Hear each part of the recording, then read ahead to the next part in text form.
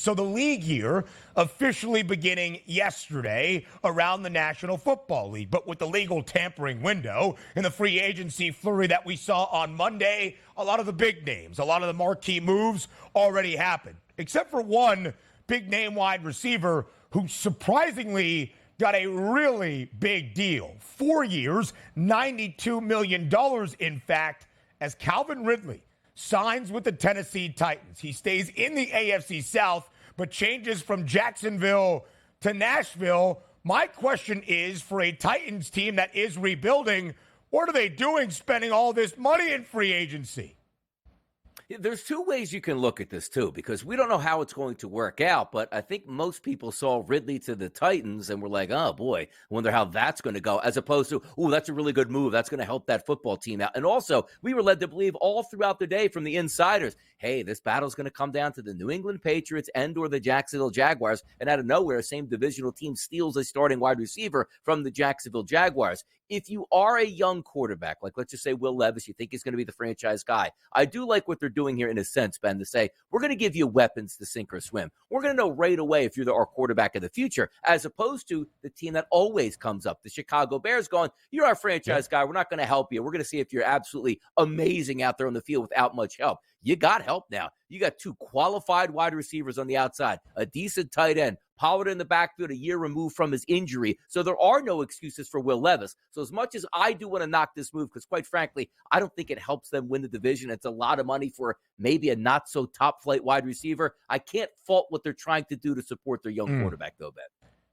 Tennessee, the third longest price in the AFC as a whole at 60-1. Only the Broncos and the Patriots have longer numbers. The Chargers, a much shorter price than that, 17-1. Their young quarterback, Justin Herbert, under a new head coach in Jim Harbaugh. But one of the targets that has been with Herbert in Los Angeles for the entirety of his career, Mike Williams, released yesterday by the Bolts after spending all 7 seasons of his NFL career in L.A., or at least with this Chargers organization. Only 3 games last year, DRS, for Mike Williams. Injuries have been a part of his NFL career as well.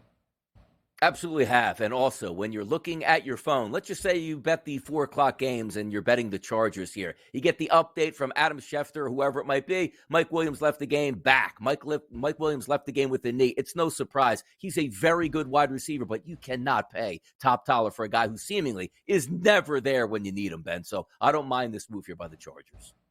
The comeback player of the year, Joe Flacco, is on his way to Indianapolis, signing with the Colts for a 1-year deal that could be worth up to over $8 million. He will provide that steady veteran presence to try to bring Anthony Richardson along in Indy. Yeah, I don't mind the move at all. You saw last year Gardner Minshew, the backup quarterback, filling in, at least giving you a competency at quarterback that you might not have had if you just went with one of those undrafted free agents at that point. So also, you say, well, how did Flacco move on from how he played so well in Cleveland up to in that last playoff game?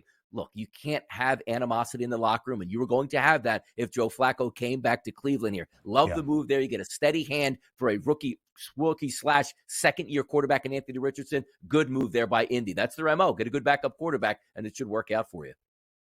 Now college basketball. To Kansas City we go. Day number 2 of the Big 12 tournament, where in KC, it's often a home floor environment for the Kansas Jayhawks. But without their 2 best players, Hunter Dickinson and Kevin McCullough Jr., oh boy, ain't no home cooking last night in Kansas City. Kansas loses in its first Big 12 tournament game by 20 to Cincinnati, 72-52. The Jayhawks were a 2.5-point dog, but they came nowhere close to covering against the Bearcats. No, congratulations to the public. You guys were dead on this one. You just saw it for what it was. Kansas not really playing for a Big 12 championship, down their 2 best players, even though they were in Kansas City. Don't care, lay the wood. You won easily. I actually took a flyer on Kansas because, you know what? Let me just play contrarian here. Yeah, I played contrarian and I lost money there. So it is what it is.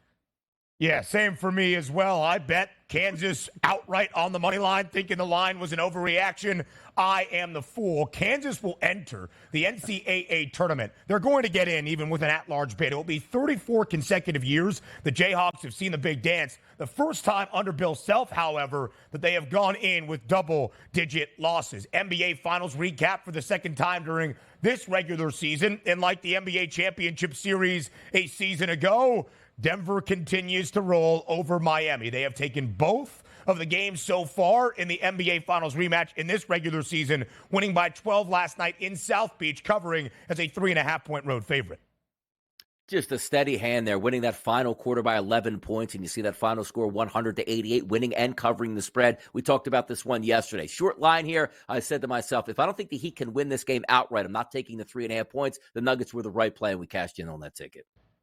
Denver, the best team since the All-Star break, 10-1 since that break. The triple-double streak comes to a close for Luka Doncic at 7 straight games. He actually leaves early with what they were calling a hamstring issue, but Dallas keeps rolling. 4 straight wins, 109-99, and we'll have some baseball reaction a little bit later on in the show, but Garrett Cole shut down by the New York Yankees. Dylan Cease on his way to San Diego. More on the early line coming your way next.